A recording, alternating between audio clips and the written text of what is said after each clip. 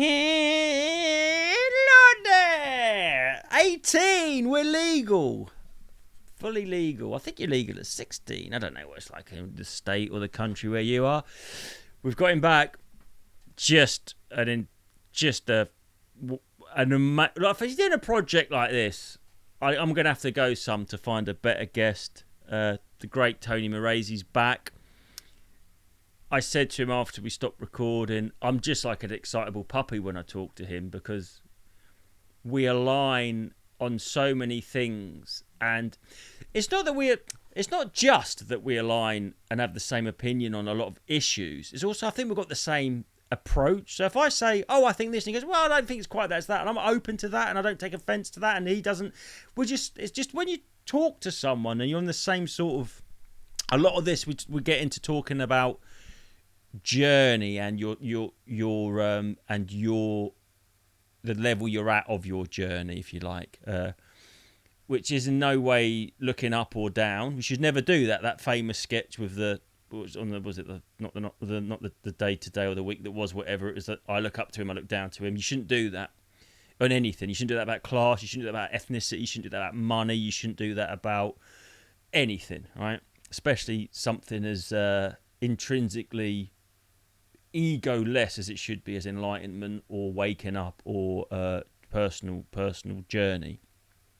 So if you feel like you're and Tony's at a more advanced level of the journey than I am, but I certainly don't, he doesn't look down on me, and I don't look up to him. I recognise where he is, but I don't feel shame or envy or inadequacy or like he's lording it over me. There's none of that. There can be none of that. That is what the journey is. The journey is, if the journey is getting to a place where you put aside petty comparisons and whatever you want to call it, then you can't do it. Then once you do that, you're off the journey. The journey isn't that, and it's about within. It's about the not the death of the ego, but certainly not relying on it. I don't know, waffling a bit.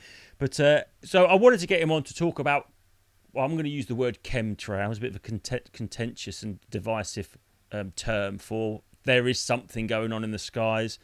Whether they've changed the design of jet engines or the amounts of flights have changed, whether they're flying faster, slower, different altitudes, or the atmosphere's changed. You cannot lie, even the most sceptical person, if you look up to the sky, it does look like there's more than there used to be, and they seem to be latticey, crisscrossed often. And I wanted to get him on to talk about that, and we sort of touched upon it here and there, but we are going to have more, I don't know if we are going to have more structured and disciplined conversations, because this was just a fucking great conversation with someone that I really feel like I could talk to about anything and everything. And I think we had a similar upbringing. Well, I know we did. He might not know we did. He's told me about his upbringing, and it was very similar to mine. I was just sort of going, it sounds horrible or whatever. But that's not true. Not horrible. Just that sort of working class, toxic male sort of whatever. I mean, I'm not in any way saying it was bad, but it's not that enlightening, and it's a bit of it's just a very big juxtaposition for the sort of way me and Tony think now to how we were brought up. That's all I mean. I certainly wasn't brought up by a yogi. My mum doesn't know what yoga is. My dad's never wore a linen shirt. Do you know what I mean? It's just normal working class British culture. So fuck knows where this. I think it might. Actually, I was about to say something I don't mean. I was about to say, don't know where this spark came from, but certainly after speaking to Tony today, and I sort of knew it anyway, it's all in there. We've all got the propensity to. We could all commit a murder, and we could all rescue a puppy from a canal, couldn't we? We there is nothing to stop you doing either of those things. Like, not nothing to stop you. I mean, it's not impossible that you could do great altruistic good and evil. You know you could choose to do either of those things. So if you've got not even a duality, like a multiality, if there's a multiality of man, I'm using man to mean humankind, then I don't see why I should be surprised that someone who was probably brought up in a shut up, repress that, don't be silly, that's weird, don't be weird, that's the thing, don't be weird. I've heard that a lot in my life. Don't be a fucking weirdo. But then again, here I am, fucking weirdo, so it didn't work. But anyway, we talk about a lot of things. We talk about spirituality. We talk about awakening. We talk about all sorts of things. We do touch on the white lines in the sky. Let's just say that. I've got to edit a bit out where we talked about what they may or may not have been doing with those little needles about 5 years ago, 4 years ago. And I got a strike for that before, so I am going to take that out. I did tell Tony, I said, look, I can't put that in. He goes, I'll just, okay, take that bit out. So it's not like I'm editing it. It's so weird, man. I know I've done quite a long intro, but it's so strange to just be this little bloke in his loft in Norwich, just talking mad shit like I've always talked at 3 o'clock in the morning at kitchens and parties. And this big machine, I know it's all just an algorithm or sort of like done by bots, but just to get that sort of like machine, oh, you can't say that, it doesn't sit well with me, guys. I'm not a politician. I don't have a daily mainstream newspaper with like a circulation of 5 million. I'm just a fucking knobhead in my loft talking bollocks. And they go, oh, you can't say that. Did you know that was possible, a thing? Don't know. Anyway, so that had to be edited out, and I am going to say, I think I love Tony MARESSE. I always knew I did, but I'm going to say it publicly. And I think you must do too, if you like this. But we're going to get more chats. I might get him on as a very regular, I'm not even going to say guest. I'm going to upgrade him to contributor or partner. I don't know what. But we're talking about other things. We talked after we recorded about maybe doing some sort of other projects as well. Why am I telling you that? Anyway, as always, let's get into it. Like really super religious people on like conventional Christians and stuff. And the reason I want to get them on is because how do you go about your day? Like, you say, how do you have sex with your wife, for example, when you think that what's going on and you know the truth about stuff? And do you know what I mean? And this is what I wanted to ask a Christian. Is like, say for example, like a contentious. You might as well start, mate. Let's just do a cold open. But this is because you're returning. And I'll do an intro at the end. But it's like, how do you sort of like? I wanted to ask a Christian, like, if some people are arguing about whether the COVID started in Wuhan lab or the wet market, but you just think it's all part of God's plan. Does it matter? Does it not matter? How do you just live and go about? I don't know. It's just must be such a different reality to have that sort of really strong faith. Have we started? Yeah. Just checking. Yeah, we've started. No. It never stops, does it? Do you know something? It's about free will, I think, essentially. That you can say it's all already happened because there's no linear time in the astral plane, in the spirit world. Linear time only exists here on Earth because we've constructed it in this 3D reality hologram. So there's no linear time. So everything's just happening all at once, all our past lives and future lives. And I think a good way of looking at it sometimes is looking at it as a computer game on a DVD. So, you get a DVD and on that DVD are all the possible like in separate permutations. Chapters. Yeah, everything that can possibly happen in that game is already on that DVD. And you can play that game, whatever it is, Grand Theft Minions, number 75, over and over again, like thousands of times. And every time it will be different. But everything is already on that DVD. Yeah, you're just selecting from preordained realities. Wow. Yeah, like choose your own adventure books. Yeah. And everything we create is just a mirror of like what unknowingly is a mirror of what we exist within. So like our cells are mirrors of a microcosm of the macrocosm. A cell is like a universe in the way it's constructed and the way it operates. And and humans are like cells in like maybe in the body of God. Yeah. For example, everything's just goes smaller, bigger, bit like fractals, isn't it? It's just everything's just the same thing, just bigger and smaller. Do you think it loops round then? So like the thing, like the universe is the whole universe that we can observe and even can't observe. Everything that we know that could possibly exist is within the cell of our own body. Do you know what I mean? Do you think it's a loop? Yeah. I think it would make more sense, wouldn't it? Otherwise you've got your. I think that to get your head around infinity, I think it must be the only way I can possibly. The sign for infinity is like that number 8 on its side, isn't it? It's a loop. effectively. Yeah. So, and I think when we look the smallest, well, I've said this on here before, but when we look as small as we can, and as big as we can, and as far back as we can, the scientists would say it's magic. Like when they look at subatomic particles, they're like, yeah, it's magic. They are in two places at once, wave and particle form, and they do weird things. That's it. It's all about the wave and the particle and a double slot experiment, isn't it? Yeah, it is. A German team tried to trick the double slot experiment by doing it with a camera, pretending they were watching. And then they would turn the camera on and off. Fucking nuts. And the double slot experiment still knew when they were turning it off and turning it on. So there's consciousness. Consciousness is the link. You can't unlink yourself from consciousness. It's just one consciousness, and we're aspects of it all operating within this kind of dream world that we're kind of projecting collectively together. Don't get me wrong, I don't pretend to know, but I'm getting closer to a possible truth for my own self. Where you are ahead of 99.9% of everyone is that you don't know. This is the only thing that infuriates me in talking about this stuff, is them fucking normies that think they know. It's not even they think they know, they just think that you don't know. But you feel like going, yes, I know I don't know. I'm telling you I don't know, but you don't either. And that's what I think that's But they would stop you there, Justin. As soon as you said, I'm telling you I don't know, they go, ah! Yeah, I know. They run off and go, he doesn't know! Like that. And then just like run around the house going, quick Facebook posts and make a video about it. Justin doesn't know, what a wanker. Yeah, because then engage, because that's the cognitive dissonance. That's where the wall of the castle is. Can't go through that. You can't go through that bit. That's a dangerous zone. What's his name? The gatekeeper for all science, the black astrophysicist. Oh, Neil deGrasse Tyson. That bellend. He's a number one. He's the number one kind of ego-centric. Dude!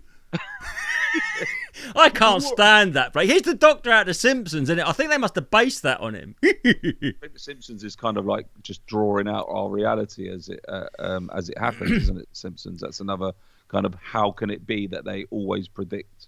Yeah, well, I think if you so to extend the analogy, or to sort of like further think about the loop, I think that this is a simulation. This is what I think, and I don't know why I think this. I've got no proof, but then again, no one's got any proof of anything. That's the weird thing about science, isn't it?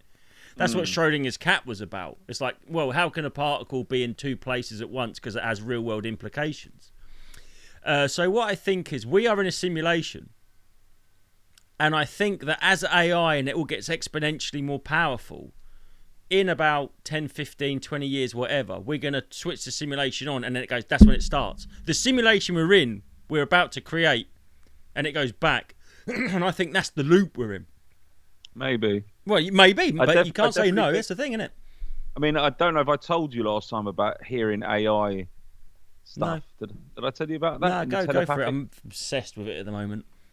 So I definitely think AI is operating at this moment in time, and maybe they're parts of the overlay over the matrix. So I think we're in a dream, essentially, in God's dream. Let's call it God or consciousness, whatever you want to brand it as.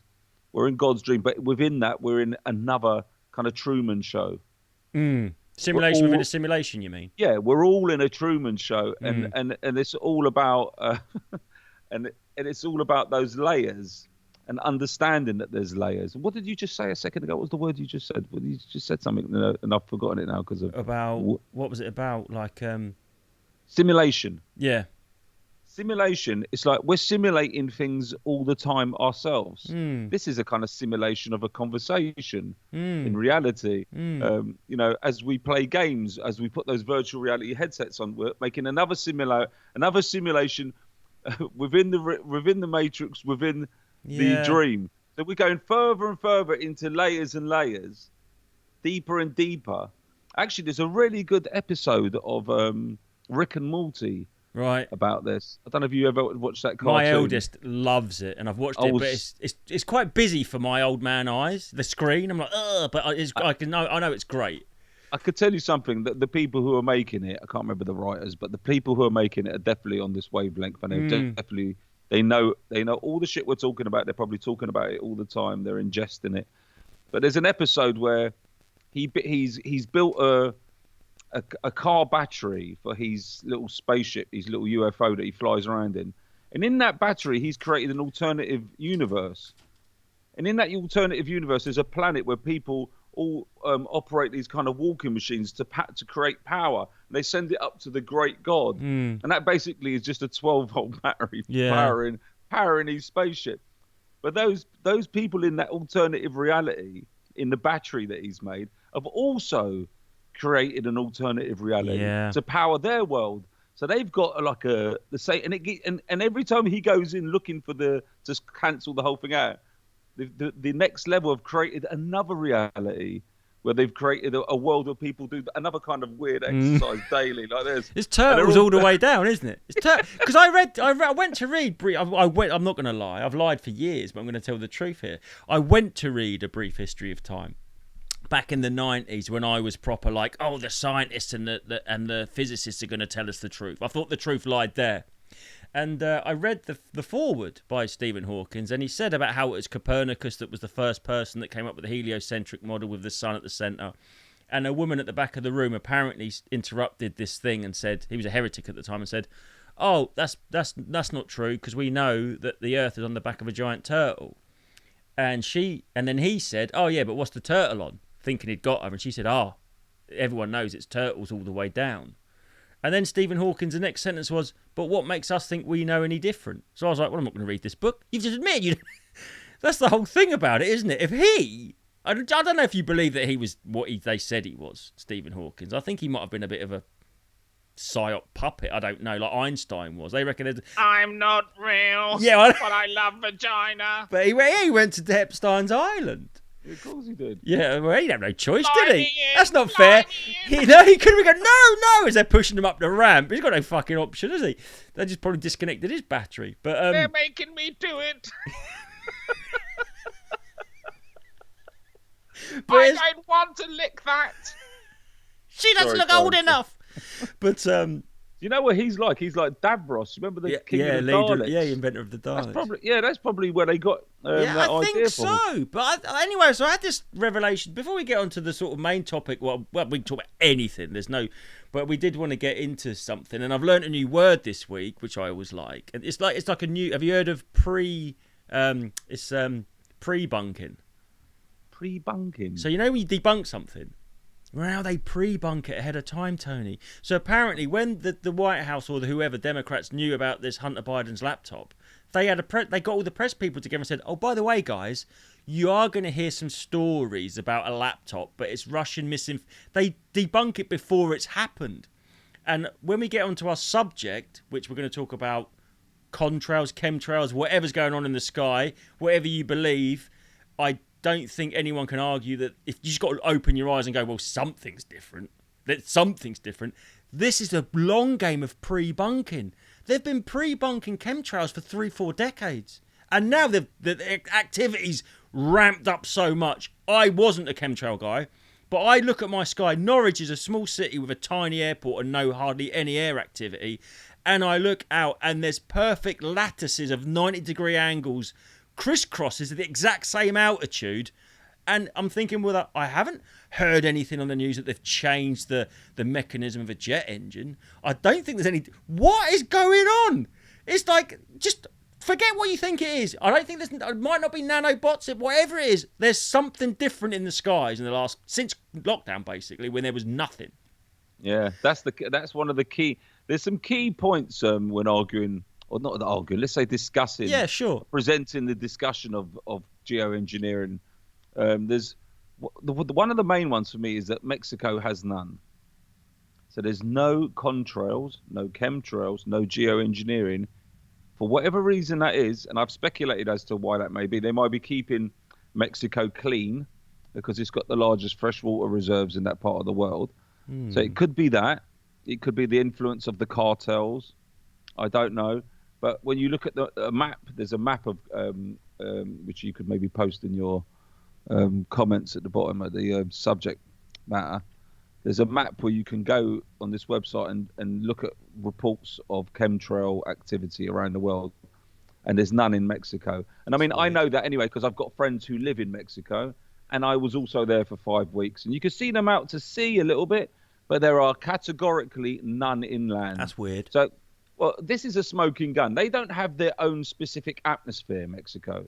You know, the atmosphere goes around the planet, and there's plenty of countries on that same kind of point around the globe, if it is a globe, let's say it is, that get chemtrailed.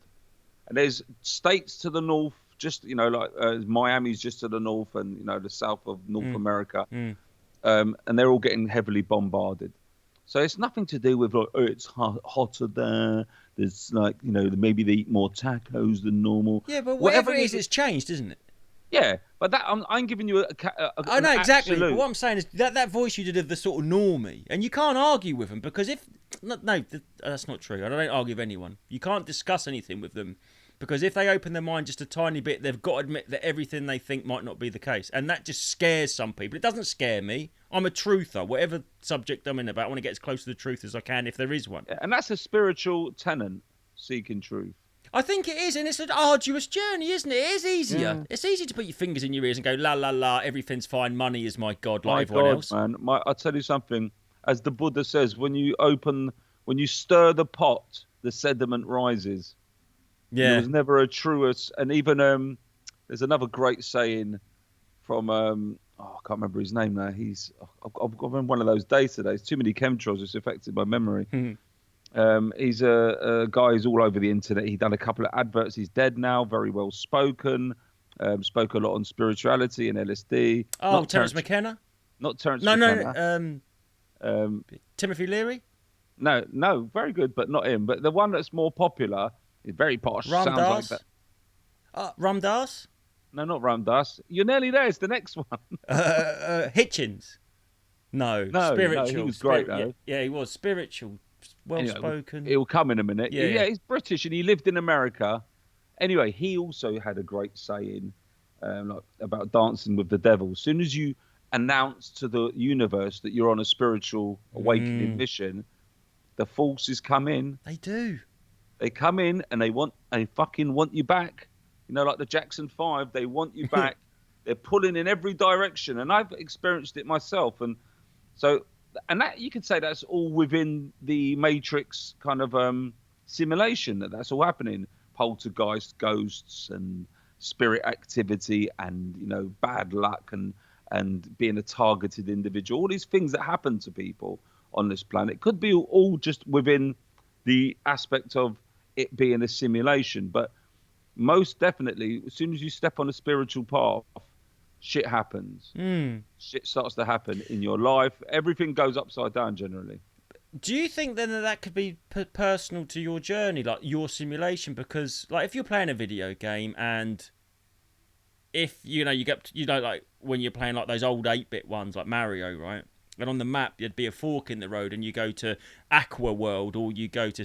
Obviously, if you go to Aqua World, all the enemies and the turtles are going to be there, but they're not going to be in the world you didn't pick. Do you know what I'm saying? So it's like, I think all our paths are lined with the obstacles, but I think that the obstacles are generated by the simulation because we've gone that way, possibly, but also I think what's happening is I'm not speaking as if I know ever. No, but we're speaking as if we don't know, and we're halfway there. I'm just postulating on based upon like my life thus far. But as we move through the game, and you get awakened, basically you're getting shaken back into your true reality. So our ego and our mind is not who we are. We're not Justin and Tony. We're consciousness experiencing this. So we're individual souls inside a kind of fleshy robot exoskeleton, and it's an amazing machine, but it only works if it's got a spark of the divine in it to kind of as the operating system. There's no spark of the divine, the body drops down dead, even if it's healthy and strong. I mean, you can maybe keep it alive with some machines, but it's not going to be sentient and cognate and be able to undergo tasks and think and be creative. So it's the soul having an experience inside this body, and it's about understanding this is the ultimate kind of truth at the end of the game. If you want to get kind of out of the game, and he can see it as a kind of computer game because we're obsessed often with computer games. I played Mario World I played it so much one day that I couldn't get out of the chair. My coccyx froze in a. Yeah, I've done that. Yeah, I did that and I was with like, Zelda. and I must have smoked 50 spliffs, and I don't want my kids to ever know that because I tell them not to play computer games. But I was about 18, 19, and I was just there going with my whatever it was called. Time changes when you're in them, doesn't it? Yeah, you feel like you've been on it 10 minutes. You're in another it's 3 hours. simulation. You're in another simulation within a simulation. Yeah, you're right.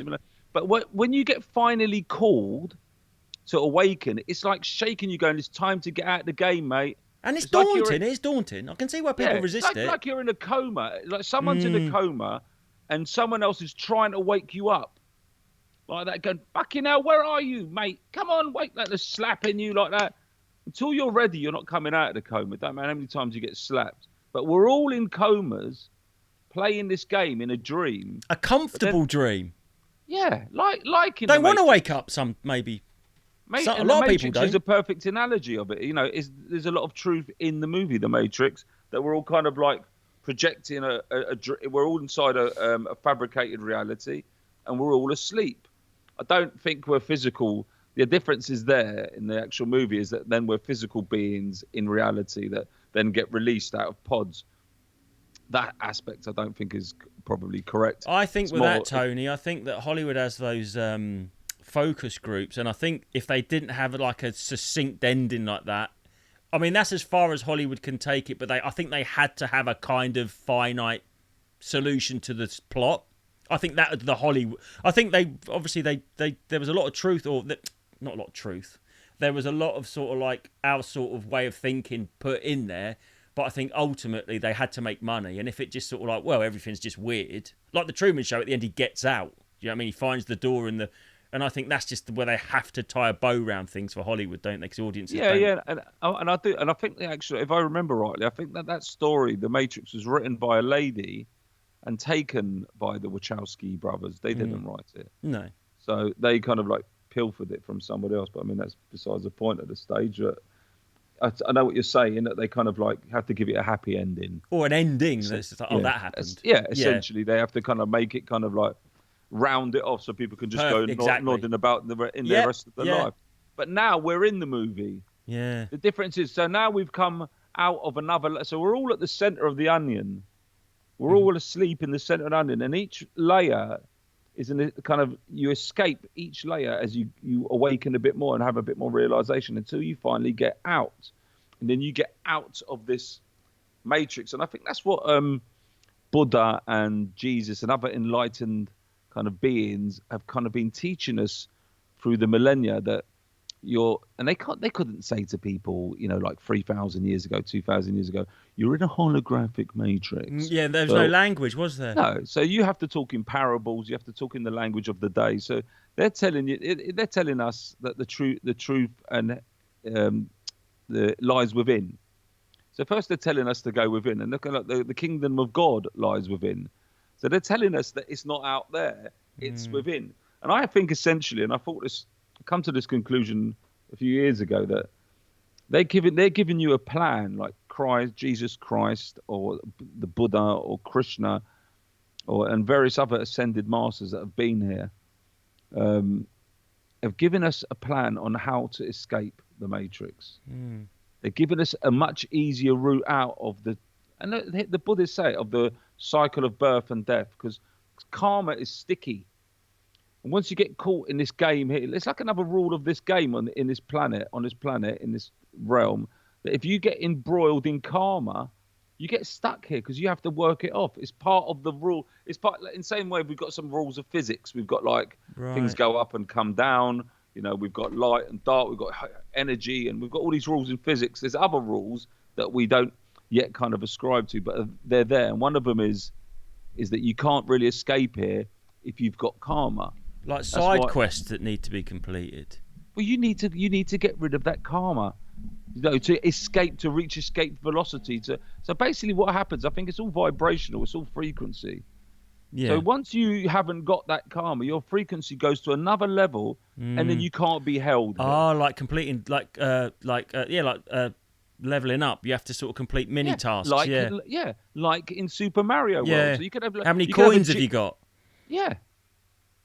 So Jesus is like high level, the highest, you could say. Yeah, the highest. Completely selfless, has no ego, doesn't care about materialistic objects, doesn't think like me and you would, like, oh, let's give some money to charity. But I'm not giving them my leather sofa. I've got to sit down and watch TV on that. I've got to keep that. The Jesus character, once they're completely released of all ego and released of all self, and they realise that divine realization is there and present, none of this makes any difference because none of it is fucking real. He gave his life. Yeah, but even that is not, that physical life is, he says, Father, why have you forsaken me? And there's all this. I guess that's a metaphor for like his couch. It's just like, like you go, I can't give him a couch, I need to sit down. It's like, I'm not even going to sit down. I'm going to give this iteration of the consciousness up. Yeah. So that's the ultimate, that's like Super Mario World level 96 wizard level. Yeah. Most people are around level 5. 3. Some people haven't even bought the Nintendo yet. And some people haven't even got electric in their house to plug the Nintendo into. So we're on a sliding scale like that. You know, it's like at the bottom, people are completely hypnotized and comatose. And at the top, you have like Christ consciousness. So when you said then tying it back to free will, and I totally agree with you, I've got more into way of thinking, and I'm trying to be more charitable to my fellow man. I don't think that they're ignorant. I just think that's their choice. That's the level they've chosen to. That's the level they're comfortable with, and you can't drag them kicking and screaming to enlightenment. So that's where you feel like you're banging your head. You know, Darius Wells, good friend of ours. I'm not going to say who. He was away in Dubai with another act, and it was after the floods, which were geoengineered. They admitted, they said, yeah, we cloud seeded and it flooded here, right? Because obviously they haven't got any infrastructure for flooding. They haven't got but they fucked it up and they overdid it, and it rained a lot. I think they might have, whatever they did. So he was telling this act, and this act wasn't even having it. And they had a big argument, and Darius called him a cunt, and they walked, like, they proper fell out. They're over there doing gigs together. And he was like, he didn't even understand. I said, look it up. He wouldn't even look it up. And I said to him, and this is where, like, I said to him, Darius, I said, you cannot argue with normies. Because it's like me,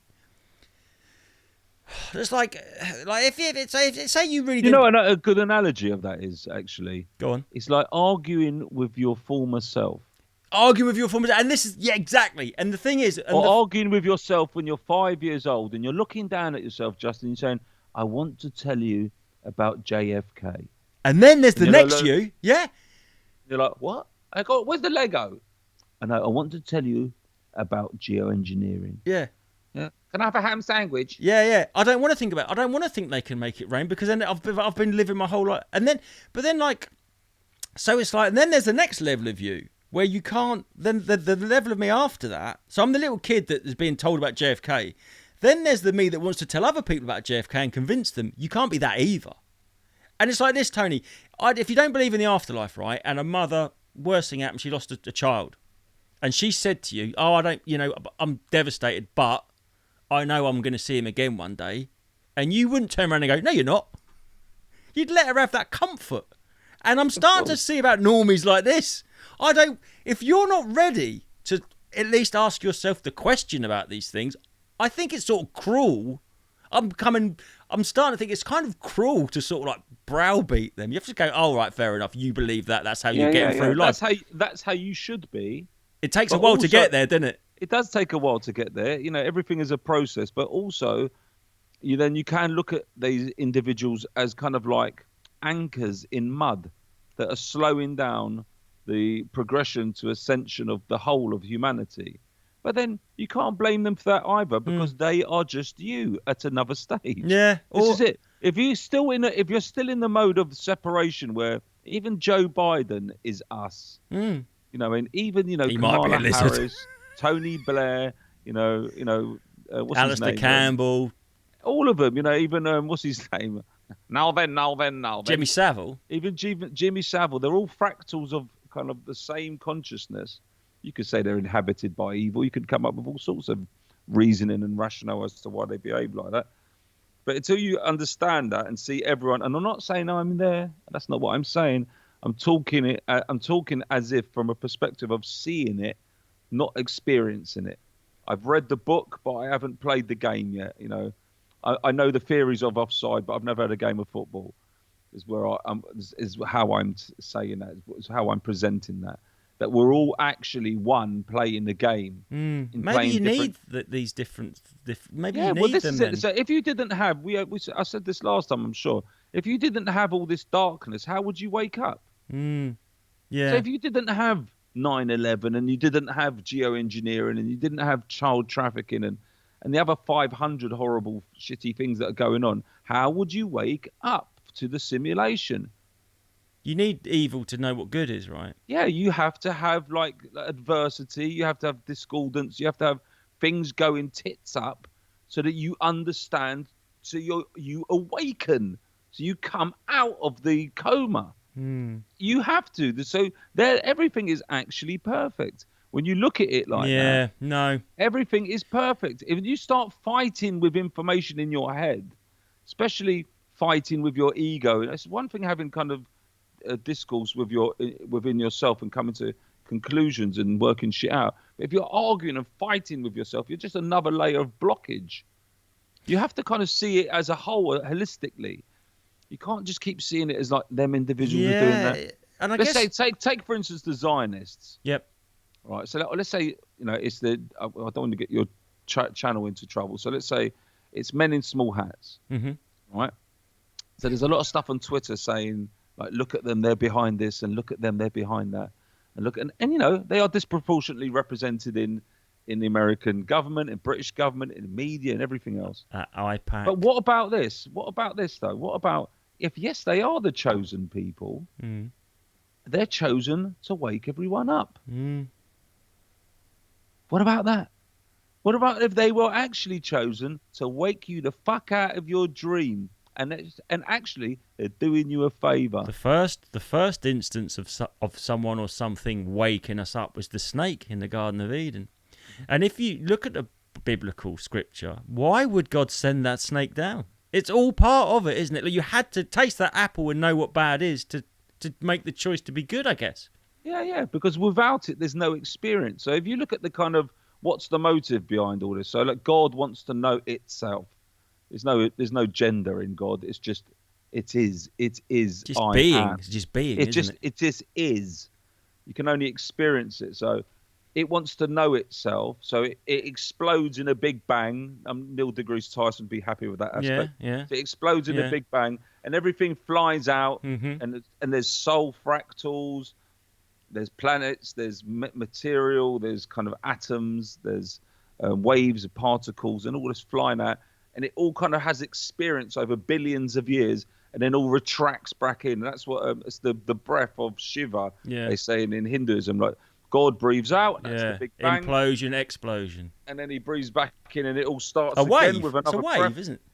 Yeah, that's wave particle physics. But as it's all out there now, us small minions in our like talking over the internet, like we're having experience, and it's adding to the collective kind of hard drive. Yeah, it's like the cloud again. It's like we mirror everything that is actually in existence. So you've got the iCloud that you pay $9.99 a month for. There's the cloud. There's the Aashik Cloud, where everyone's experience, all the experiences that you've had, Justin has had, all the experiences that Tony has had, and all your friends, from good experiences to secret wanks in a bush, maybe at 12 years old. I'm not saying that was me. Maybe Darius, and all these experiences we have. Exactly. They're all loaded up. There's a special compartment for boarding school people. Yeah. That's his own hell, isn't it? That's the hell part of the simulation. Even God puts that on the top shelf, like in the newsagent. Yeah. He's like, these people, the lizard people that we've got to put their kids through something. Let's create boarding school. That'll even it out. That's the ultimate kind of brainwashing MK. That's prison for children. But don't jump into that. Let me finish.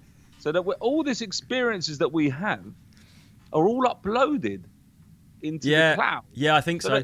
That's why when you go into a past life regression, or you take DMT, or you do some other psychedelic drugs, or you can tap into these like the internet. Records. That's like it's another web. It's another worldwide that's web. like dial-up isn't it? DMT's like dial-up. Yeah, basically. And I think if So you get can enlightened, tap it'll be like Wi-Fi, like instant. But exactly, and that's what consciousness is. It is instant. So it's like when what is kind of nonsense about how do UFOs get here when it takes so long to go across? Everything's instantaneous because it's dimension, isn't it? They just think it and they're there. They're thinking it and then they're kind of transporting themselves into this place. In the same way as they've got that, they've already proved it that you get photons that one moves here. Yeah, and quantum entanglement. Another one's like wiggling over there. So like faster than the speed of light. As I do this, at the other end of the universe, your arse itches as I do that. On the other side of the world, and even you can see it with twins. One's like having a bad day in New York. The other one lives in Sydney, and the other one's like going, "I feel terrible today." Of course, they're they're entangled. I had this thought the other day that we're just a relay. These fleshy bodies that we call human are just the relay for consciousness. Now, like say you had in the old days, you took a photo of your firstborn on like an old digital camera, like when it was new technology, and you put that on your fucking Intel laptop, right? And then like you plug that into another, you transferred that to another laptop, and then your first laptop dies. Then you plug it into the next laptop, and then if that laptop with the photo on dies and the hard drive corrupts, you've lost the photo. And I think that that's what humans, we're like that. I think that we're just like a relay race. We're just carrying this baton of consciousness. Because you're not asked to be born. You don't choose your life. And it's just thrust upon us. And I just think that we are just the physical recipients, like a hard drive has a photo on it, and which is a memory. I think that's all we are. And we have kids and pass it on, and that's your family tree, and then it's just one day it'll all be gone. Well, the physical aspect of us, yes. Although it's still very important because it holds like multiple bodies. There's the astral body, the energetic body, electric body, the physical body. Then you've got all your meridians, and you've got your blood passing through, and you've got like your soul aspect to it. So there's many layers to the human being, and it's essential, that the body's kept in good condition so they can hold all together and be in alignment. But what you said there about we don't choose this and we don't choose to be born, a lot of people would in the spirit world kind of would argue that okay, so not in a knowing way, like not that you're not conscious of it now, I didn't So this is what's said when people go back like through deep hypnosis, like QHHT, Dolores Cannon type hypnosis, or just with hypnotherapists in general, or they have near-death experiences. So lots of people have near-death experiences where they die, they're dead for a few minutes, and they go off into various planes of existence and have different experiences. They all are reporting, when they talk about this particular aspect of the subject, that the soul makes these choices. So you're sitting with your soul family on the other side, right? So it's like a computer game. You're all sitting around a table. Let's say 25 of you, and that's your soul group. And you're going, where are you going to go next? And you're going to go, I'm going back to Earth. And they're all going, oh, really? You want to go back down there again? It's so dense. It's so like, it's such hard work. And I go, I've got to learn about empathy. I've still got to learn. I've still got stuff to do. Like at university, I've still got to pass this segment here. Yeah, or like the gym. Like it's a really it's leg day. I still haven't completed maths. I still haven't completed. I've got to resit. Level 2 I've got to do a English. So you go in, and as you come in to an incarnation, you choose. There's lots of help. It's organised. Like anything is organised here. Like at the bus stop, or you go. At the bus station, you go. There's ticket people, and there's people in the hierarchy organising the trains and when they're leaving and etc. It's same as on the other side. It would be that it's all organised, and you plan where you're going to be born, what time, even astrologically, because it's going to affect you. And you might be born and you might die within like 6 hours to teach those people, the parents, a lesson about grief. Right. So this is what's said in that world. When you read lots of books like I have of that subject matter, they're all saying the same thing, that you are choosing your life. And I know a lot of people would hate that. They would say, I didn't choose to have no legs and no arms. Yeah, you're starting to get in a Glenn Hoddle territory, aren't you? Exactly. And also Noel Edmonds, he came on TV once and cured his cancer with and he was talking on a morning breakfast show. Yeah. And they were just looking at him like that going, I think it's time Noel Edmonds got Well, put in prison. he said that he was nowhere. His career was dead, and he did that Cosmic Order and then got Deal or No Deal, which was like the biggest show on TV at the time. So he actually came out and said, "Oh, I would know," and he wrote it on a bit of paper and put it in a cupboard or something. Whether you believe in it or don't believe in it, if you're listening to this, I mean, all right, he dyes his beard. Right, he's not the perfect dude, right? His beard's too But he dark. also cured himself of cancer. And he got that show. So that's two massive things, isn't it? Because who would have ever seen him getting a hit show at where he was at? I mean, even they killed a bloke, didn't they, on that show he was on? Do you remember they chucked a bloke off a tower in a car? I can't remember. Yeah, he did a show called The Late Late Breakfast Show. I remember that. Yeah. And they used to do this thing where they'd do a gotcha and they go, "Oh, Tony Moresi, we're going to get you and make you bungee jump off of a..." And they got a guy in a stock car, just a member of the public, and bungee jumped him off a platform and it just snapped and killed him. Yeah. And he's got this big hit show. Now... So his karma is obviously pretty good then still. Well, I'm saying... if he could... and the word cars in there as a pun. But yeah, I mean, what he was trying to convey on that show, I remember watching it, he was sitting there all kind of like, serious and kind of meditative and saying, "I've had these incredible experiences," and they were still kind of what you would call like, in the normie world, he'd been snapped out of it, and that's what adversity does to you. That's what near-death experiences do. That's what 9/11 does to people. That's what COVID's doing. Lockdown did to me. Yeah, it's snapping people out one by one. The planet is becoming full of people that are being snapped out of the dream. Okay, I got a question then. So I think that, say, our collective consciousness, as you've touched upon, and I agree with you, because the analogy I've used in the past is they say the biggest organism on the planet is this mushroom. And they look like separate mushrooms, but they're all connected under the ground with this network. And I think humans are like that. You and I are mushrooms, but we're all part of one organism, right? What is the purpose, and do we need the skeptical... the snake? So the biting of the apple, I don't know, was that a good thing or a bad thing? Well, that's what we was talking about earlier. It's because without adversity, without evil, you don't... It's just like if the world was just Eden and we were just floating about like this. If there's no... Yeah, if you was playing... lovely, and we'd like that. At this point in time, everyone's yearning, who's awake, they're yearning for it. Why can't we just have a nice world? Why can't we have blue skies anymore? Why can't we have a government that cares for the people? People are yearning, but it's like illness, Justin. It's the perfect analogy. It's exactly the same. The illness of society is like the illness in your body. The illness in your body is trying to tell you something. The pain in your shoulder is trying to tell you something. The migraine is trying to tell you something. The back going out, as we've both experienced, and going into like spasm, is trying to tell you something. At every point, something is being said to you, and we're just not listening. We don't know the language. We've not been taught that there's a language there, there's a communication going on. Dr. Sarno, in his book about bad backs and fibromyalgia and everything else, in the 70s, Dr. Sarno, you can listen to an audiobook on YouTube for free.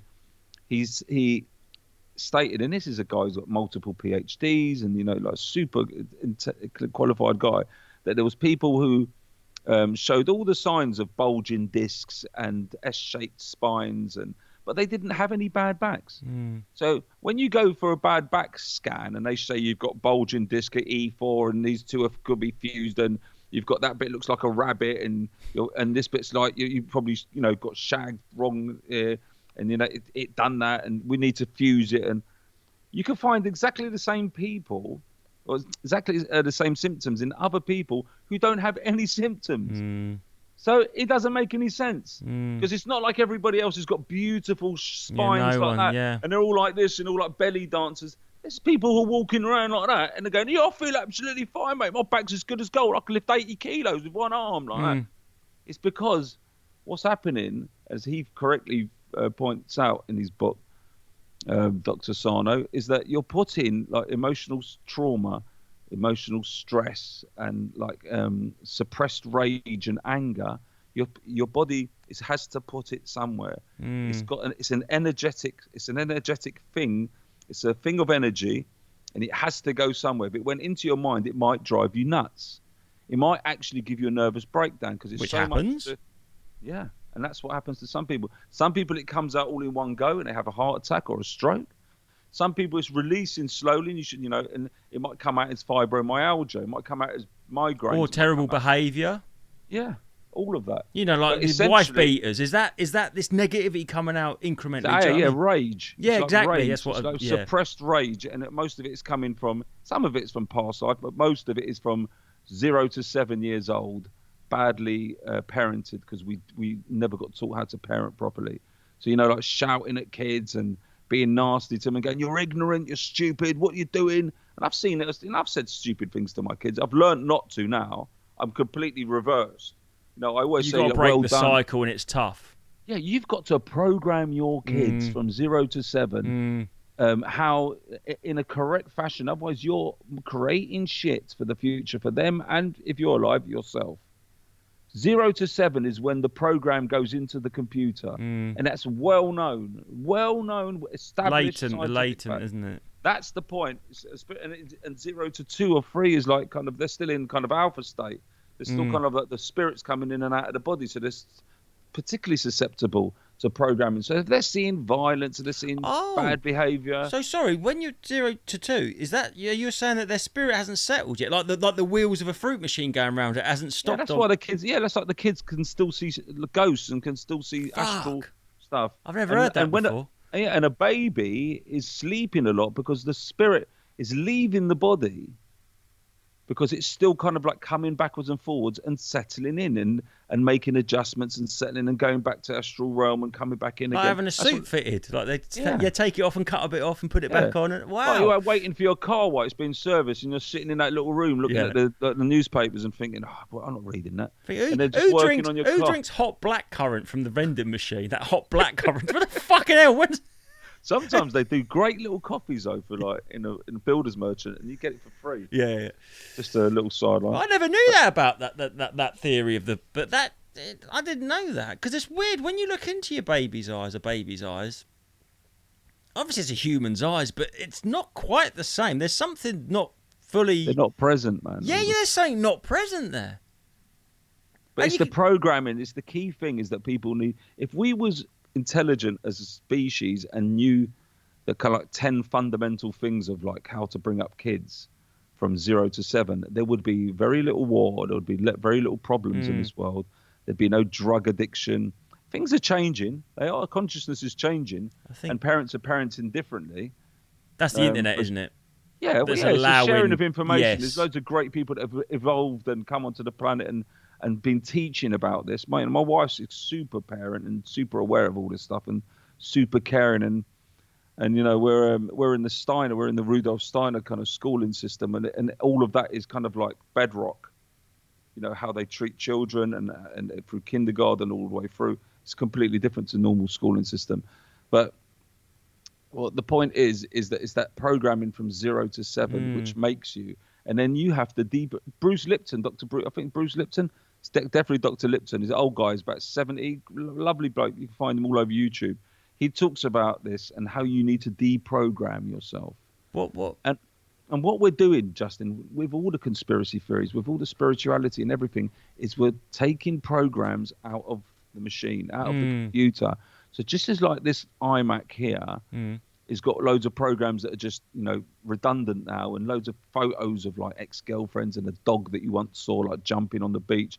All of that shit really needs to be cleared out. So the machine can run nice and quick and smooth again. And that's exactly like us. We've got these programs operating in our head, whether they're like society is correct, the government is correct, schools are correct, I should do this, I should work 9 to 5, possibly even longer, and then I won't have a house now. That's the new program. Yeah. And they program us all the time. The skies are grey. I don't need heating. Yeah, we don't need to be hot. We're white people are evil. That's another program. Yeah, I should. Yeah, fuck. There's no gender. There's 76 different genders, more than there is Heinz varieties. If you don't agree, you're evil. It always ends up with if you don't, you're evil. Programs going in. Yeah, they're all programs, and then we've got the kind of firmware programs, which are 0 to 7, which are set in us. If we don't address them, that's like your operating system, isn't it? Then we're going to still have those kind of failure. Like I've got those programs which I'm trying to remove, self kind of devaluation programs, because your parents have said to you, "You idiot."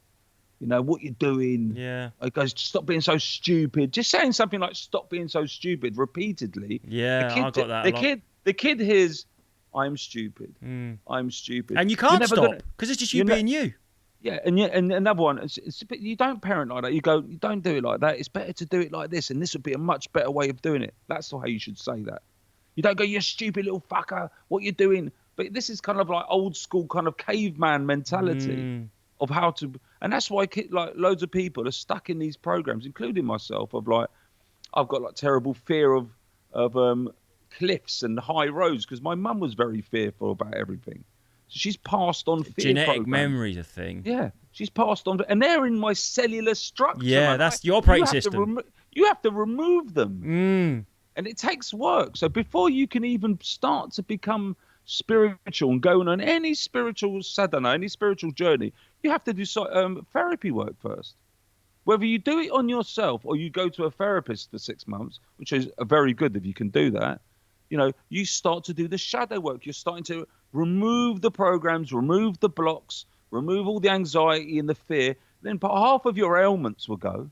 If you do therapy and correct diet, stop eating shit and have enough sleep, filter your water and laugh quite a lot, 90% of your shit will go.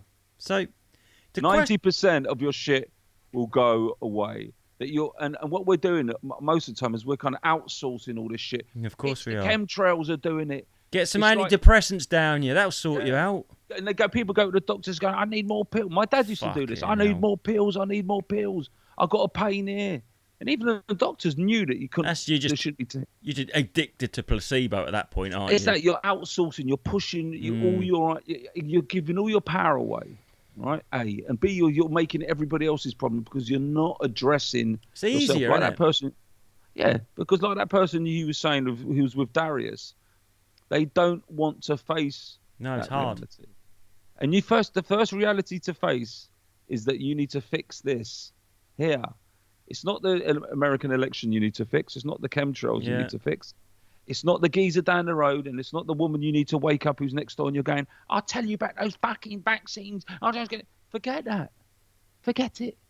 Fix yourself. Fix yourself. Fix this boat, and then you can go out and sail and rescue a few others. But until you fix that boat, it's full of holes. It's full of holes, and you're going to fucking sink time and time and time again. Take it from me, because I've been swimming and sinking for like 20 years, 25 years. And only now I'm starting to go, "Oh yeah, fucking hell, I just have to swim to that little island over there." Is that because I've got two questions. One, that what you just said, is that because you've realised it's not about convincing, or it's not as important to convince someone? It's a hard road, isn't it? I think I like someone, and then I start talking to them you're really pissing me off. Like when you when you just try and say like, when you go like, "Oh yeah, JFK," and then just go, "Whoa!" I just think, "Oh fucking hell!" And I've stopped doing that now. But is that you trying to save people with a leaky boat? I stopped trying to persuade people. I did try to persuade lots of people during COVID because that was such an obvious one, though, Tony. But 1 year before COVID, I'd put on Facebook, and my Facebook account got taken down during COVID. But 1 year before, there's a plan coming to vaccinate everyone on the planet. Beware. And I also made a long comedy short about about vaccinating people called I made it when I was doing the Kill TV comedy. It's about false pandemics. And I made that in 2011. Did you ever see a TV show called Utopia? No. It was literally came out before the pandemic, and it was about that, but it was like the Russian flu. Into their bodies. I've got to be so careful. Do you know what? I got fucking struck for saying stuff like this. Yeah, so so you can edit that out. Just bleep it all. Just bleep it all out. Yeah, no, it's so frustrating. I was fighting during COVID because I didn't want people to get that because it was going to alter their very being. So cut that other bit out and put that bit in. Yeah. But yeah, I was fighting then, but now I don't fight anymore. I just made a video on Twitter the other day. I did make one when I called people dumb fucks. Nah, it's only because I think, and I've gone full circle with this myself, that I say to people, you shouldn't be calling people dumb and sheeple and this And and that's that. their words back at them, really, isn't it? But yeah, but sometimes, like, and I said this in the video, sometimes you've got to be like Jesus in the temple and you've just got to vent a little bit. You've just got to say it as it is. And it connected with a lot of people. A lot of people sent me messages saying, this is how I feel. Thank you, this is how I feel. And it's not because, I hate them. There's no hate involved. It's just observation. In the same way as Jesus was really fucking annoyed with the money lenders in the temple, and he turned the tables over and went mad. And he probably done it on other occasion, and it wasn't ever recorded. But you can be saintly. Not that I am. You could be saintly and do that. So at my level, it's fine to do it now and again. But generally, yes, we should love one another. Yeah, but it's like the But Old we can't be too weak. No, just exactly. Because they just trample us. That's what I'm saying. The Old Testament God created the universe, but also sent, had like vengeful rage and sent pestilence and famine and floods. It's the same dude, if you believe that. And the second question I was going to ask is, what is the purpose in the collective consciousness of these skeptics, these naysayers? Like when David Icke came out and it was ridiculed, and when you just said...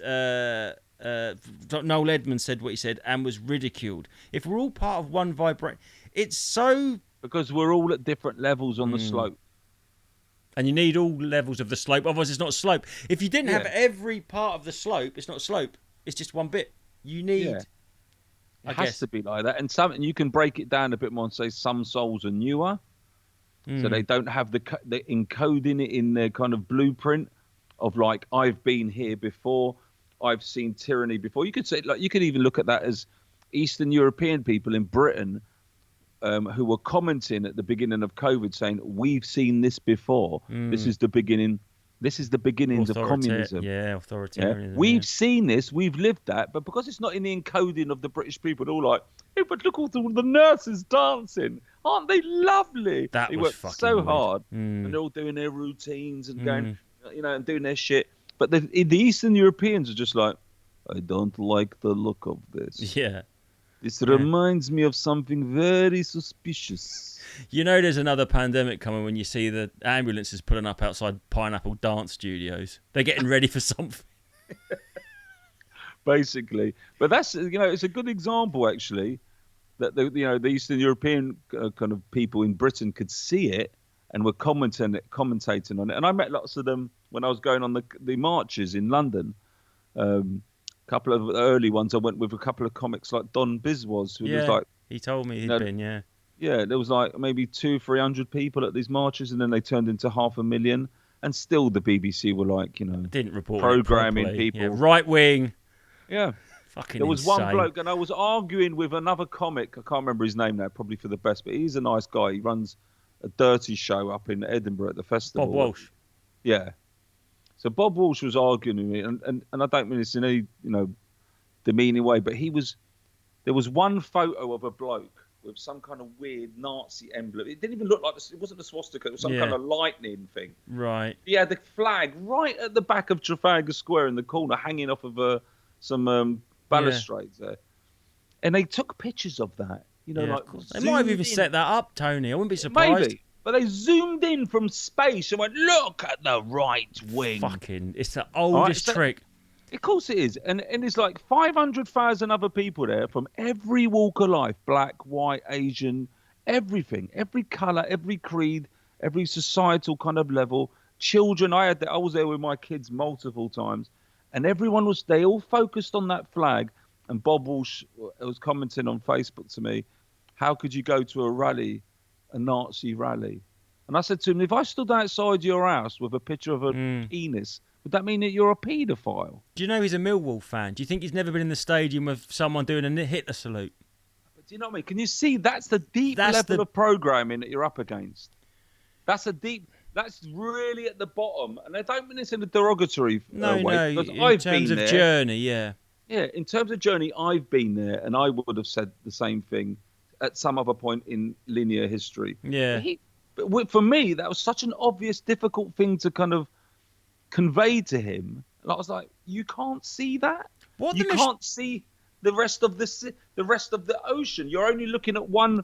It's like looking at a shark in the ocean and going, I'm not going in the sea because it's full of sharks. But going back to my word I've learnt, pre-bunking, they started it after World War II. Right wing's bad, right wing's bad, right wing's bad. We'll agree, yeah. You go, yeah, all right, we do agree with that. Right wing's bad, yeah. Right wing people are evil, aren't they? You go, yeah, they are, yeah, because they put 6 million, people in an oven. They're bad, yeah, they're bad, yeah. Then they go, okay, well now these things are right wing, and you go, what? Wanting freedom and not wanting to be locked down is right wing. Yeah, that's right wing, and you go, they turn the term right wing to mean evil. Then they just start chucking shit in there that isn't right wing. If you're anti-authoritarian, as I've always been, I used to be called left wing. I used to fuck with Class War when I was a student. I used to read them, and so I was more like a anarchist. Like now I haven't changed, but now people would say I'm right wing because I don't believe in authoritarianism. I don't want the government telling me what to do. I don't want the government telling me what to do with my children. I don't see how that's right wing, but it is. In that, it's the fucking, like I said, Listen, when you're unaware that you're in the matrix, when you're unaware that of all the things we're talking about, you're very easily manipulated. It's like bits of iron filings in addition, and you can call it the government are just a magnet, just moving them around wherever they want. Like let's say there's a piece of paper, and it's got right wing written on it. Yeah, it's got like left wing. It's got like. But they'll put the magnet where suits them. Like when they were making all the money, all the people are iron filings on the top, and the government are underneath going. Yeah. It's all perception, isn't it? Freedom is a left wing. I such believe in, and I care about my fellow man's freedom, not just my freedom to do what I want. But you see that there's levels though. You have to wait. First, you have to awaken. Like I said, first you you awaken to that there's other reality other than television. Oh God, that's so evident now, isn't it? Yeah, but people, like I said in this video the other day, people are still worshipping Katy Perry, and even Russell Brand. They worship him. They worship. I'm not saying they're good or bad. Well, Katy Perry, you could pretty much say she sold her soul to like other forces to get that power. I think that's pretty obvious. Yes, but nuts. Like Russell Brand is just like a kind of personification of ego. He's controlled opposition, I think. False prophet.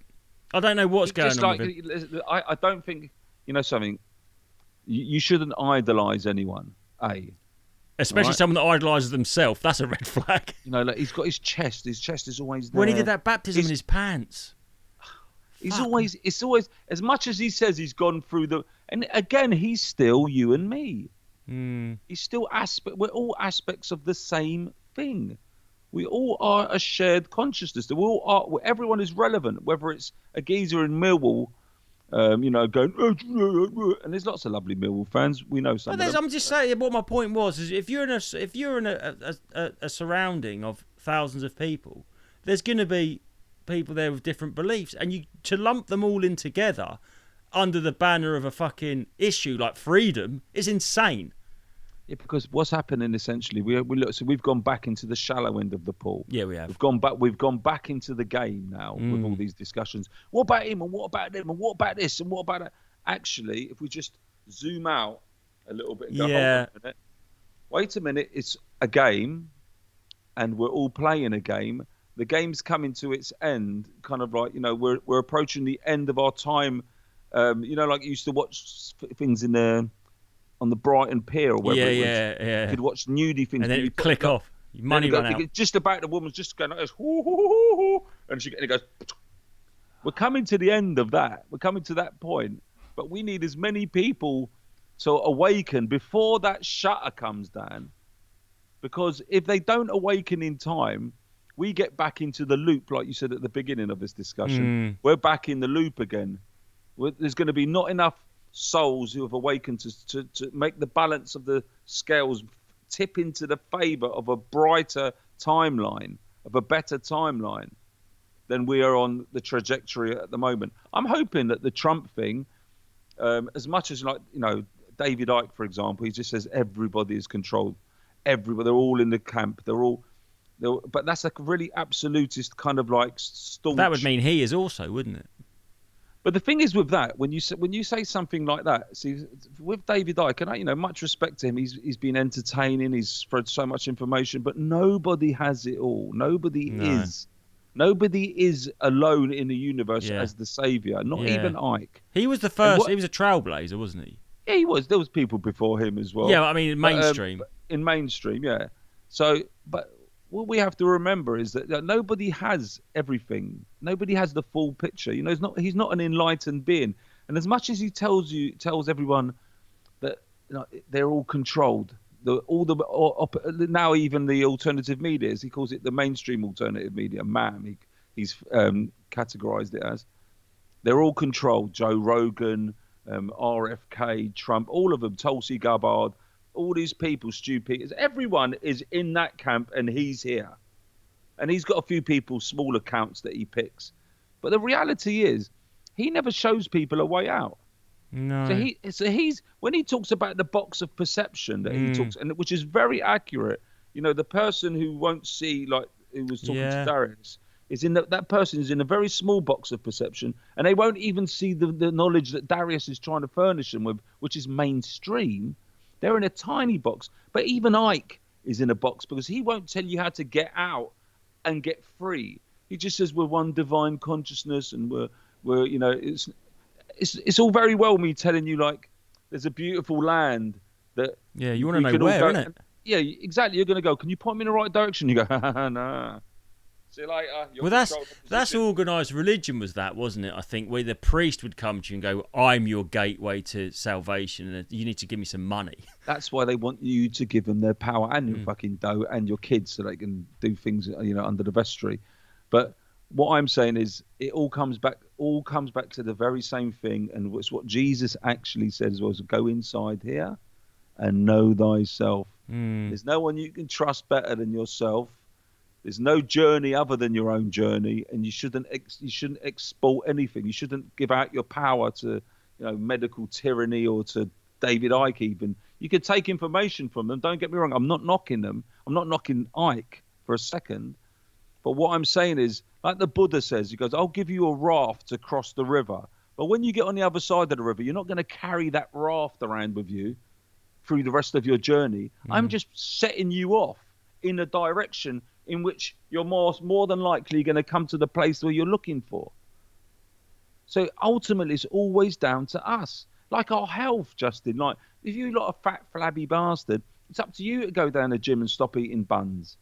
Do you know what I mean? It's always down to us. Good example. That a lot of people don't want to hear that. It takes a long time. It's hard work and it's a pain in the ass. So they come up with this Ozempic, and now the government go, "Oh, we're going to give people Ozempic."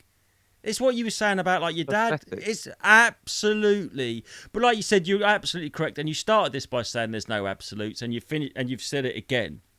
And I absolutely. But when I was like digging people, I wasn't digging anywhere out. I was saying, even by their rules, it makes no sense. I was, you know. But I guess the thing about these people and the way things is, I was just thinking, to take it back to simulation, if you played Pac-Man and there weren't no ghosts, that'd be a pretty boring game of Pac-Man, wouldn't it? Is it even Pac-Man if the ghosts aren't there? That's perfect analogy, mate. But and I've had all those levels. Just briefly, you know, I've had like, you know, the poltergeist, the ghosts, the dark entities. I've had the AI transmissions. I've seen things flying in the air. I've had multiple kind of things that are saying to me, you need to look a bit further and a bit deeper. You need to kind of keep broader, because I was in a world of, you know, years of DJing and years of like doing comedy and with it, years of drinking and years of anesthetizing myself by smoking loads of weed, you know, and that's not the right thing to do. None of those things. Weed is a great drug, right? It's very good medicinal drug. It's a very great gift from the planet. But when you abuse it like that, by smoking it all the time. True of anything. All it's doing is just dumbing you down. It's just overloading you, like eating too many That's the pies. simulation within the simulation, isn't it? When you get in that altered state of consciousness and you don't ever want to come out again. I've been there. I'm there. I'm sort of like, I have my problems with drink and anything I do like that. I got into weed and I got to the point where I just didn't want to be not stoned. It was like terrifying me. Do you know what I mean? And I'm thinking that was me within the simulation, that was a game within a game. Because you're waking up. Yeah, well, I was... And in the same way as that guy's frightened of the information about Dubai and the cloud seeding, at your level, which is a few levels up, you're frightened of waking up to realise your subconscious is saying, is Justin ready? There's work. Is Justin ready I was avoiding work. The work. Yeah. There's work to be done, isn't there? Yeah. It's shadow work is called. First of all, therapy. First of all, wake up. Then realise that you have to fix yourself. Don't try and start fixing other people. You know, it's the classic thing of put your life jacket on before you put your kid's life jacket on. Yeah, I guess that being very evangelical about it is you're trying to change the world around you rather than change yourself, isn't it? It's like, if I can get everyone else to think this, I haven't got to change. Yeah, because again, what you're doing is you're embroiling yourself in more story and you're externalising your problems again. I'm going to project my problems out by saying I'm going to help all these people whilst not addressing my own shit. Not going to work, man.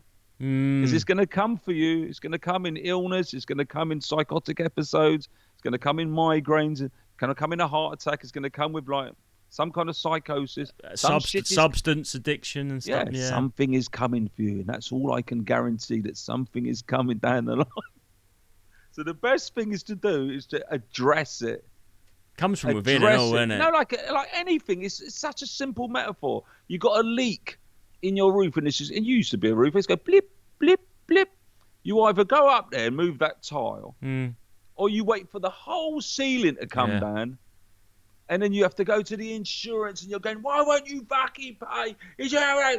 And you create more turmoil, all because you wanted to sit in your pants, play Super Nintendo, and eat more fried chicken instead of addressing the fucking problem. Get out on the roof and fix it. Put your tile back in. Come back. It's done. So same with yourself. Where do you think that urge in us comes from to sort of like ignore things until it can't be? It does seem to be a human trait, doesn't it? That we ignore it until you can't. Is it ego? Is that what it is? Is it ego? Do you think it's like mind? So do you the mind doesn't want the ego and the mind don't like change. You know how humans don't like change. You know, that's a trait that we know. You know, we don't like change. Do you think that reminds you of your mortality a bit? Like, if things stay the way they are, you sort of convince yourself you're immortal. But it's like, you know, like my beard's grey, and I used to have stubble, and now I can't have stubble because it's so fucking white. And that's like, I wish that hadn't changed. But that's just a reminder that you can't stop marching on towards the next realm or whatever. This is like believing that you're the body. Well, yeah. So I'm telling you now, and don't get me wrong, again, for the third or fourth time, I'm not saying I'm there, but I know the theory and I'm heading there. I know that I'm not the body. That is proper. That's proper enlightenment, isn't it? Yeah, that's where you've got to go to. And I'm not saying I'm anything other than just another person on that slope somewhere who's left the Nintendo behind, left the weed behind, left the brandy and amaretto on ice behind. It's coming up here a bit now. And he's seeing, like, I can see the kind of like the beginnings of the end. Like, I can see where I've got to go to. I've changed so much about myself over the years. The way I parent, the way I talk to people, what I do to my body. And I'm still got tons of work to do, man. I still love to eat some snacks. Tony snacks. I love snacks, you know. I'm not saying you shouldn't enjoy it. Don't get me wrong. No. Listen, it's not about being pious and being in a cave and like sitting there going like, and only having one wafer thin mint every 6 months. It's not like you can enjoy feasts, you can enjoy love making, you know, but they're not central to your existence. You know how people worship they worship Russell Brand, or they worship Arsenal Football Club, or they worship. Yeah, football's a good example because Tottenham and Arsenal are the same thing, but they hate each other. But it's the same thing. They just got different coloured fucking shirt on. My dad, one of my first deprogramming moments, and my dad wasn't even aware of it, I don't think, because he's not really he was never on this vibe at all. He said to me when I was going mad in front of the TV, watching Arsenal, and I was going, doing that, and he said to me, "Shut up! What's wrong with you?" Was he Joe Dolce? Yeah, well, he's Italian. I know. Shut up your face. What's the matter, you? He said, he goes, what? He goes, you think them 11 men are ever going to shout for you, you fucking idiot? And I went, oh, my God, he's so right. Yeah. And it just, something? It was like a slap in the face. It was like a mini 9/11. And I thought, I'm not going to fucking shout for these lot anymore. They don't even know that I exist. No. I was like 15, 16. I stopped going football. I still enjoy watch, some highlights. But you don't want to be their cash cow. No, I'll play with the kids in the garden if I'm feeling all right. And if the kids are having a game, I'd watch. And I still enjoy it, but I'm not attached to it. This is the difference. I'm not attached to it And then once your eyes are open, emotionally. once you realise about football, then you realise about politics, and then they really can't control you, isn't it? Like, you don't. But anyway, I think with Blunt, I could talk to you all day, every day. I wanted to get more into. We're gonna have to get you back about the chemtrails, but quickly then. Didn't even talk about it. Because what I think the chemtrails are, I don't even know if they're chemicals in them. I think this is like a very entry level thing. I know you could go up.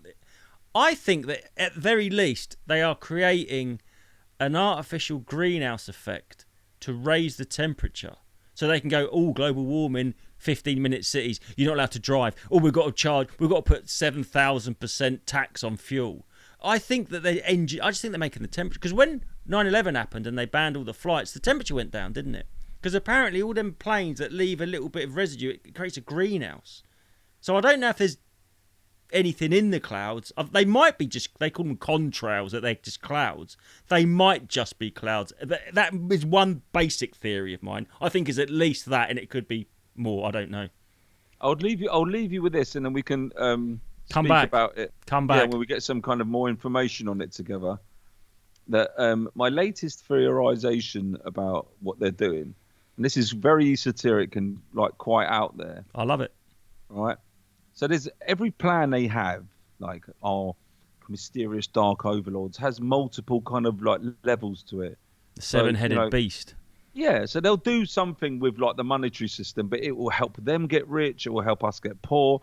It will help like the banks. It will help move money over to that country. It will help destabilize that economy. So they do one thing, and it has like multiple effects. I think it's the same with the geoengineering. I don't think it's for one thing. Right. Their argument on an MP level, how they persuade kind of people in Parliament to stay silent about it, is probably we're spraying to mitigate like climate change, and if we don't, the planet will end by 2035, something like that. So they all just go. Yeah. So that's their one level of their lie in one compartment. I personally think there's multiple agendas there. There's like they're diminishing our health. They are blocking out the sun. So it's essential for our consciousness. But there's maybe one thing that they're trying to do as well, and this is to do with a flash event, a big solar flare event, which multiple people have told me, and I've heard channelers talking about it, remote viewers, psychics. It's written about. You could say it's kind of in the Bible as well as kind of the rapture. That this event happens and it kind of destroys the veil, like the Truman Show veil. And basically, it can send some people mad because they're so far down the slope down here that much reality is going to drive them loopy. So it's going to put people into a zombie state. Icarus. This flash is actually a physical thing that's going to come from the sun. So and it's, you could say, because everything really is like a solar flare, like a huge. basically. Yeah. So everything is scientific, but it's just it's future science. Parable, isn't it? Yeah. So I think that they're trying to stop information coming out in codes from the sun, where DNA and upgrades to our DNA and upgrades to evolution on the planet. Everything consciousness comes from the sun. And I think that it's a possibility that this continuous cloud cover we're seeing is to hide big solar flares which are presently hitting basically the planet. to stop the sun communicating with us. Yeah. In a nutshell. I could have said that actually. But that's, if you think about war, that's the first thing you do, isn't it? Like in the old days, they would take down your communication lines, didn't they? Perfect analogy. Cyber attack. They go, we're gonna take down the communication, so they can't. That's a perfect analogy. I'm going to use that and pretend it was mine. Yeah, this is yours, but it's all the same. We're all one, brother. Oh, We're all part of the same consciousness. We should talk about that more extensively next time. No, we will. I was going to get photos up and stuff, but like I said, I could just talk to you about anything. I feel like it's so fucking. It's so fun that you can just. I spoke to someone who's into astrology the other day. The comedian. I'm going to get her on, Diane Spencer. And 2 years ago, I would have, maybe not 2 years ago, but 5 years ago, I would have just dismissed her as a woo-woo. But I actually asked her about it, and it was really interesting. And it's so, I'll tell you where I'm in my journey, Tony. I no longer feel vulnerable admitting that I think outside the box. And that fear of looking and feeling vulnerable is what kept me in there for 49 fucking, well, not that long, 46 years. Like, it's that don't want to look like an idiot, don't want to look weak, don't want to appear vulnerable, don't admit I don't want to know stuff. And it's a very toxic male quality to not, you can't admit that you don't know everything. And I don't mean know everything like win a pub quiz. I mean, I know what I think about everything. And I fucking don't. And neither does anyone listening to this.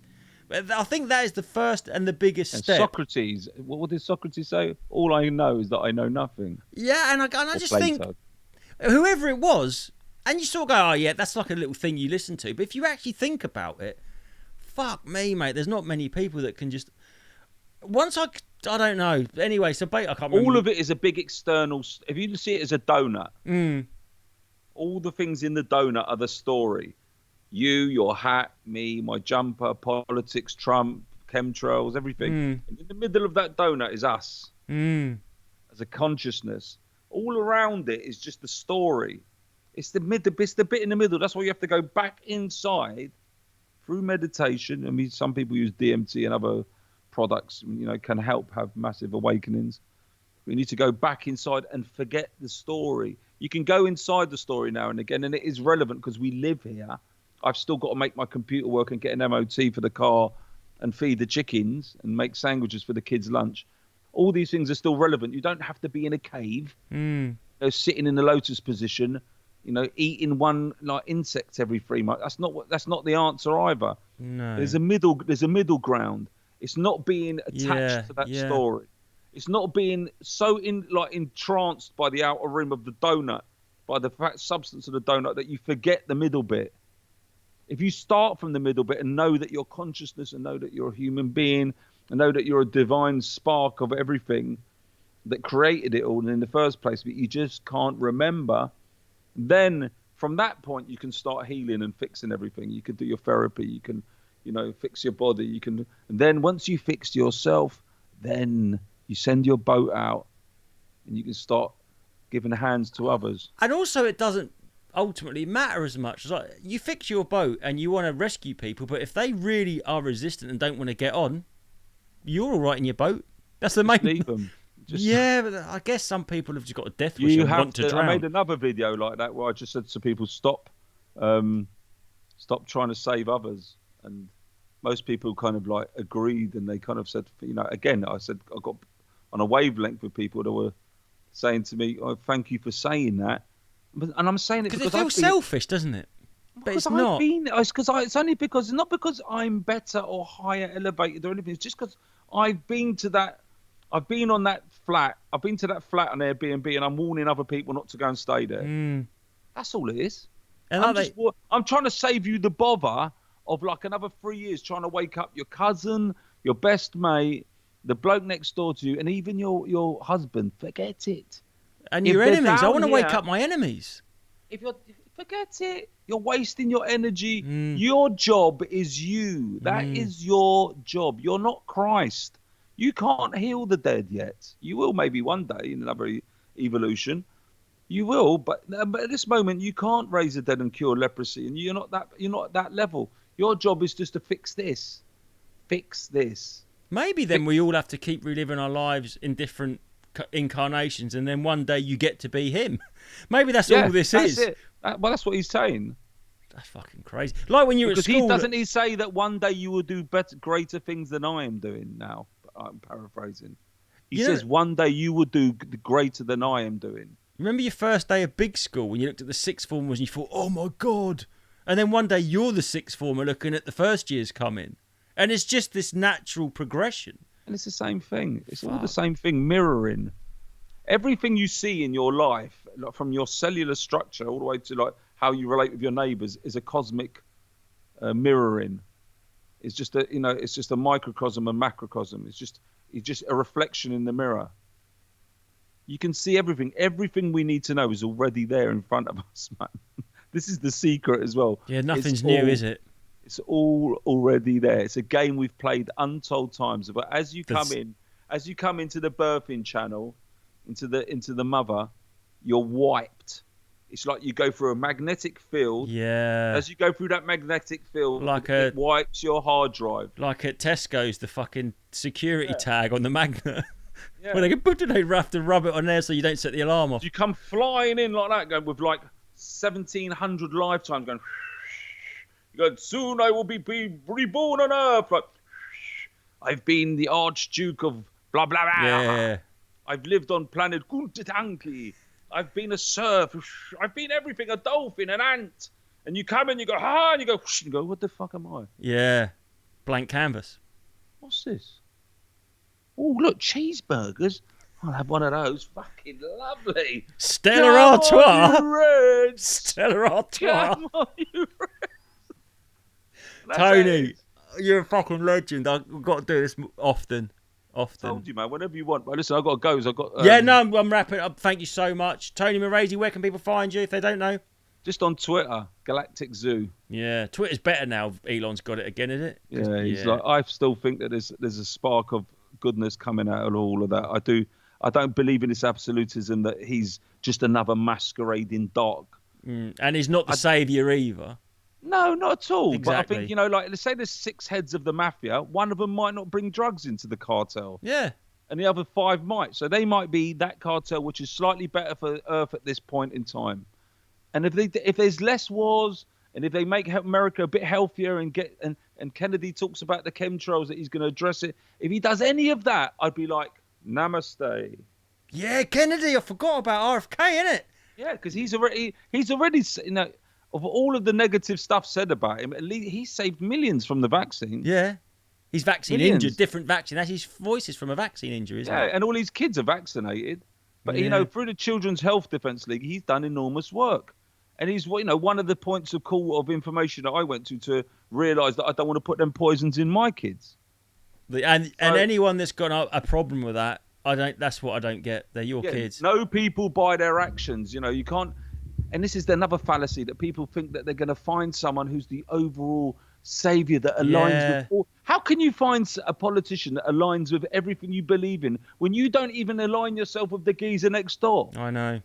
And it's that tribalism where they go, I've always voted Labour. And I go, you've agreed with every Labour policy. 1, you don't know them. And 2, Look, what are man. the chances that you'd agree with all of them? Anyway, I don't want to keep you, Tony, but namaste. Is that right? I don't know how to do it. I'm not there yet. I need to learn all that stuff. When the Hindus do that, what they're doing? They're saying they're saluting the god inside you. Well, I'll do it back now. So Back it's a at good you. thing. Kamakacha. Cheers, Tony. See you later, mate. See you, man.